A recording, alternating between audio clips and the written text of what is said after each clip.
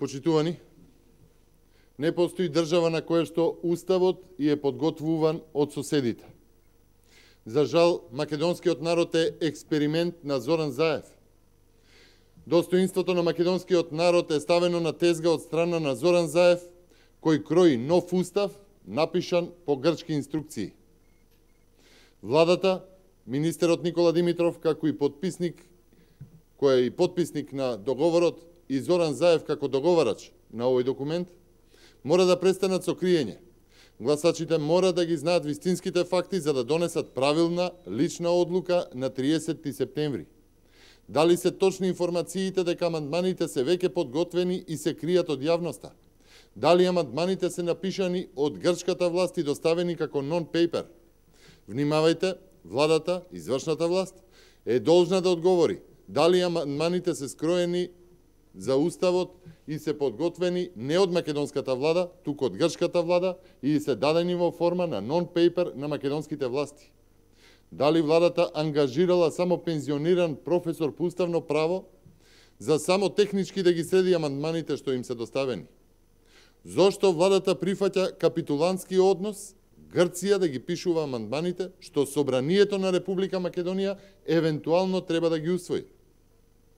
Власта во оваа кампања мора да ги даде клучните одговори, да ги запознае граѓаните со клучните моменти за што е референдумот и да не ги доведува граѓаните во заблуда. Тие мора да ги знаат сите факти, не смее да бидат манипулирани. Зоран Заев отворено рече, не ги објавуваат амандманите затоа што народот ќе се чувствувал непријатно и тоа ќе влијаело на одлуката на референдумот. Почитувани, власта повикува на излезност, а се крие најважното. Како ќе гласат амандманите на Уставот на Република Македонија? Членот 1.12 од договорот јасно стои дека, цитирам, името и термините наведени во член 1 од оваа спогодба ќе бидат вградени во Уставот на втората страна. Ваквата промена ќе се изврши наеднаш и севкупно со еден амандман. Според таквиот амандман, името и термините ќе се сменат следствено во сите членови од Уставот. Натаму втората страна ќе стапи кон усвојување на соодветни амандмани на преамбулата, членот 3 и членот 49 од Уставот, како дел од постапката за менување на Уставот. Затворен цитат. Прашуваме, дали преамбулата на Уставот на Република Македонија ќе биде полн со фалсификувани факти? Македонскиот народ и останатите делови од народите се бореле за создавање на Северна Македонија. Тоа ќе биде класичен историски фалсификат. Дали ќе се бришат одлуките донесени на АСНОМ за создавање на самостојна Македонија во рамки на своите етногеографски граници како идеал на многу генерации македонци?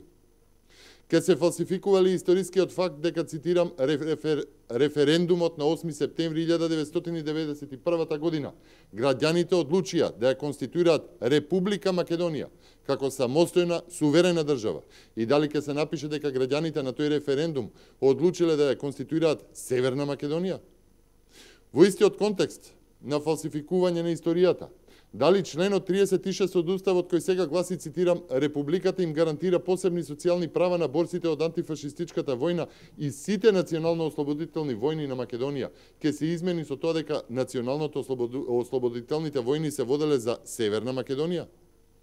Што ќе биде фалсификатот на се што значи македонски вековен стремеж за државност и признавање? Почитувани, Зоран Заев посочи на измена на членот 3 од Уставот, што е многу индикативно.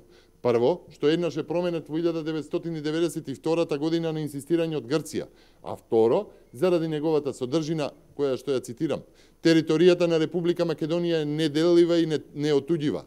Постојната граница на Република Македонија е неповредлива. Република Македонија нема територијални претензии кон соседите. Границата на Република Македонија може да се менува само во согласност со Уставот, а врз принципите на добрососедство и во согласност со општо прифатените меѓународни норми. Затворен цитат. Владата, извршната власт, подписниците на договорот, преговарачите, Зоран Заев, мора веднаш да одговорат што се бара од Република Македонија. Дали се бара да се откаже од нејзините граници или од нејзината неделивост и неотуѓивост на територијата? Почитувани, Зоран Заев го наведе членот 49 од Уставот на Република Македонија дека ќе биде менуван согласно барањата на Грција, иако тој е менуван исто во 1992 година, исто по барање на Грција. Од тука што е спорно во членот 49 кој што гласи, цитирам: Републиката се грижи за положбата и правата на припадниците на македонскиот народ во соседните земји и за иселениците од Македонија. Го помага нивниот културен развој и ги унапредува врските со нив. Републиката при тоа нема да се меша во суверените права на други држави и во нивните внатрешни работи. Републиката се грижи за културните, економските и социјалните права на граѓаните на Република Македонија во странство. Дали согласно членот 7 од договорот од Преспа, владата прифати дека ниту има македонски народ, ниту има македонски јазик надвор од границата на денешна Република Македонија, што ќе биде целосно спротивно на фактите на теренот? Дали владата прифати дека нема македонци надвор од Република Македонија и дека нема македонски јазик надвор од Република Македонија? Почитувани, овие измени и фалсификување на историските факти во Уставот нема да завршат тука.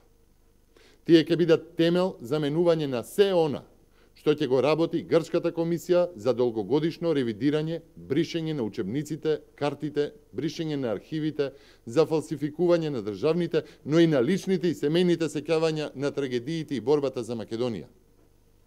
Затоа, овие прашања заслужуваат одговор, за да можат граѓаните да донесат правилна одлука што ќе прават на 30 септември.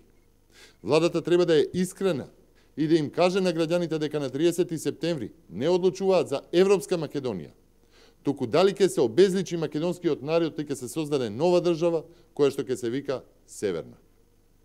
Ви благодарам.